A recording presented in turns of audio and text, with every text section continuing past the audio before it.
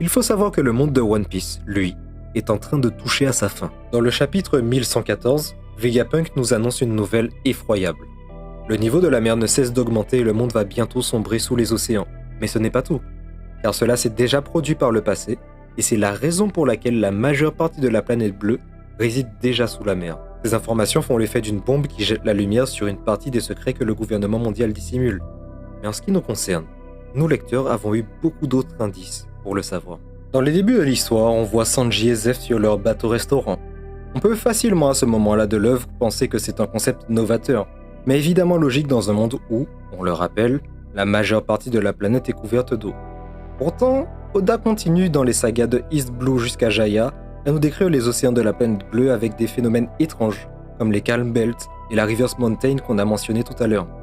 Au passage, les Mugiwara quittent temporairement la mer Bleue à l'aide d'un courant marin ascendant nommé le Knock-Up Stream.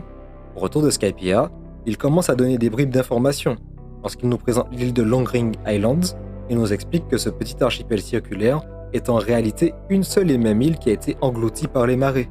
Juste après, on nous explique que Water 7 est chaque année un peu plus submergé à cause d'une vague titanesque nommée la Aqua Laguna. C'est la raison pour laquelle le train des mers a été inventé et au final, les charpentiers de Water 7 ont décidé de transformer la cité en bateau géant pour survivre justement. D'ailleurs, c'est exactement ce qu'est Thriller Bark, une île transformée en bateau géant.